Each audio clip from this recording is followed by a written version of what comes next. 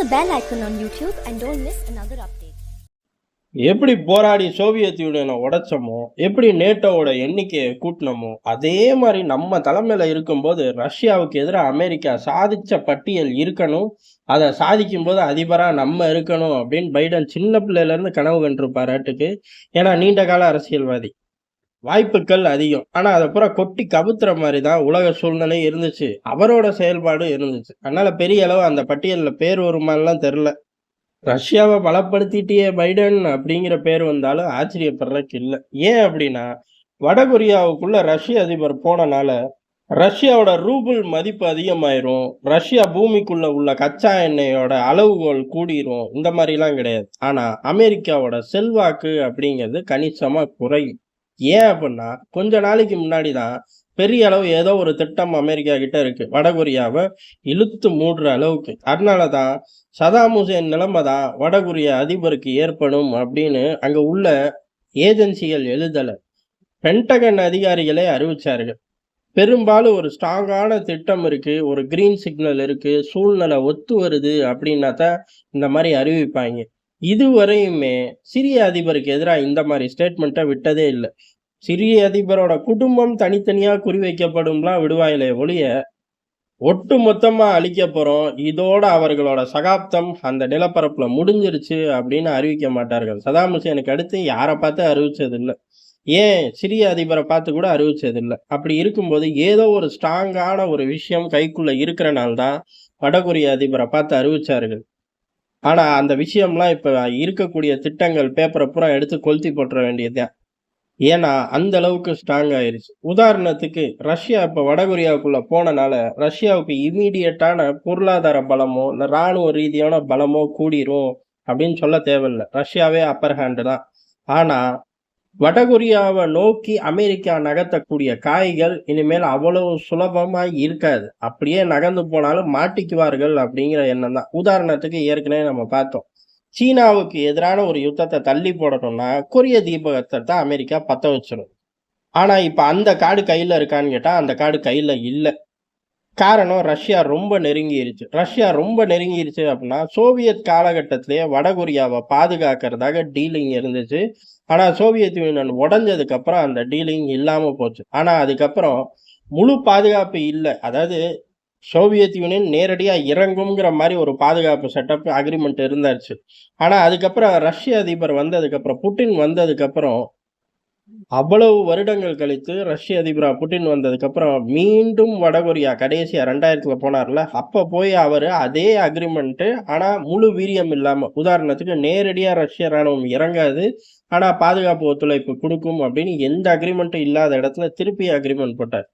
அதே மனுஷன் 24 வருஷம் கழிச்சு போகும்போது என்ன செய்யறாரு அப்படிங்கிறதா இப்போதைக்கு பெரிய அளவுல எல்லா ஏஜென்சிகள்லையும் பேசுறது ஒன்னே ஒண்ணுதான், நேரடியா ரஷ்ய ராணுவம் கீழே இறங்கும், வடகொரியாவுக்குள்ள இறங்கும் பாதுகாக்க அப்படின்னு சொல்லி ரஷ்ய அதிபர் டீல் போட்டிருக்கிறதுக்கு அதிக வாய்ப்பு இருக்கு அப்படின்னு சொல்றாங்க. அப்படி இறங்கும் பட்சத்துல அமெரிக்கா வடகொரியாவை நோக்கி போட்டு வச்சிருந்த திட்டத்தை எல்லாம் கிழிச்சு போட்டுறது தான் நல்லது.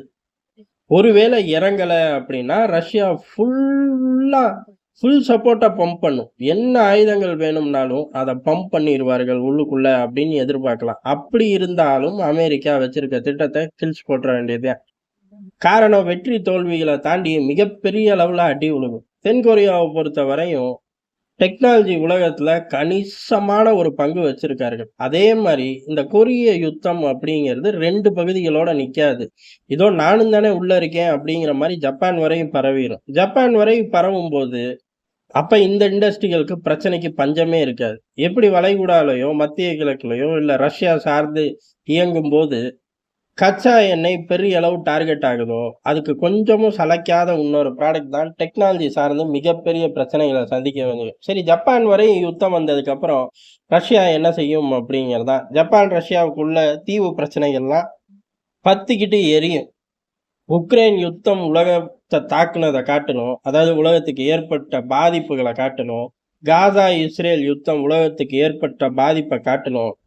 ரொம்ப பெரிய பாதிப்பும் இருக்கும், ரொம்ப சீக்கிரமா நிறைய பிளேயர்களை உள்ளுக்குள்ள தூக்கிட்டு வந்து போட்டுரும். அந்த மாதிரி ஒரு சூழ்நிலை உருவாகி போச்சு. இதுக்கு முழுக்க முழுக்க காரணம் அமெரிக்கா தான். வேணா இன்னொரு விஷயத்தையும் இங்க பார்க்கலாம். வடகொரியா, சீனா அப்படிங்கிற நட்பு ரொம்ப ஆழமா இருக்கு. அதுல எந்த மாற்று கருத்தும் இல்ல. ஆனா அதனால 2 நாடுகளுக்கும் பிரயோஜனம் இருக்கான்னு கேட்டா, பெரிய அளவு மைலேஜ் இருக்காது. சீனாவாண்டி யாராலயும் மைலேஜ் எடுக்க முடியாது.